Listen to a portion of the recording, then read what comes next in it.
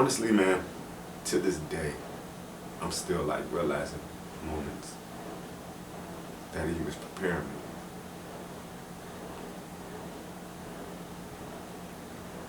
for things that I didn't even know I needed to be prepared for.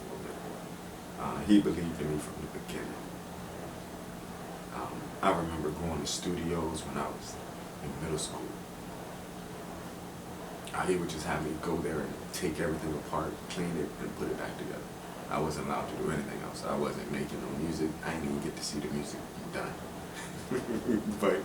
but I would go in when nobody was at the studio. I would completely take everything down, and I would clean it, I would organize it, and put everything back together. He had me in random people's, at least from a child's perspective. I mean, he knew the guys, but I was in random rehearsals and practices with some of Richmond's greatest musicians and producers as a kid. And to him seeing like the potential of the saxophone and taking me to my first jazz club that like I was up, they just threw you in the center and said improv.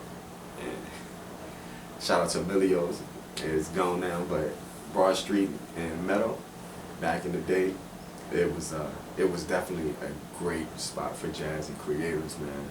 And I remember being in high school, and he took me there. I was so afraid of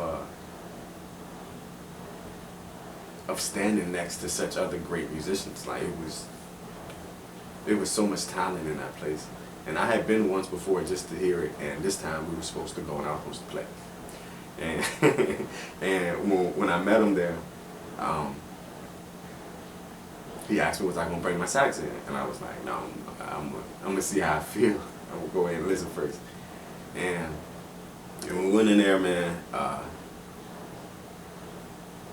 it was inspiring just to hear everybody else playing. And I had like this itch inside, like, come on, man, you really like, it felt so, the music felt so good. I was like, all right, Dad, let's go get the sax. And I remember him being just like, just extremely supportive, man. I know he was hyped because he probably was thinking I was about to pass on that night too. So he was, I could tell his excitement, man. But that was a night where it solidified for me because all of the people that I looked up to, at the end of the night, they came up and like just told me how much they enjoyed my playing and how they wanted to see me again, and it felt like home. Emilio's was a very warm environment, man, and very supportive. Sad to see it go, but that was the beginning. I mean, up until when I finally started my own band, and he brought me my first tenor saxophone. He gave me a line of credit, and he co-signed with me for Sam Ash. We got the sound system I use to this day. Got like microphones, not only for my live shows, but he asked, what do you need to record yourself? Just, I got to have my home, a complete home mobile studio. He invested that, all of it, like all of it.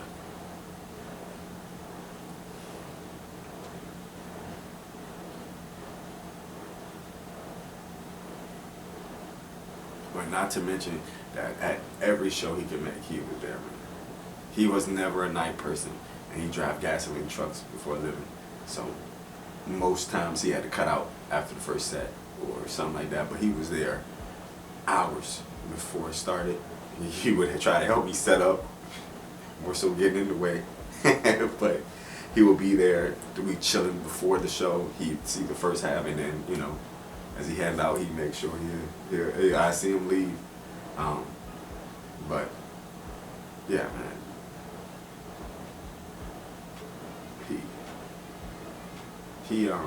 he sacrificed so much for me and my music.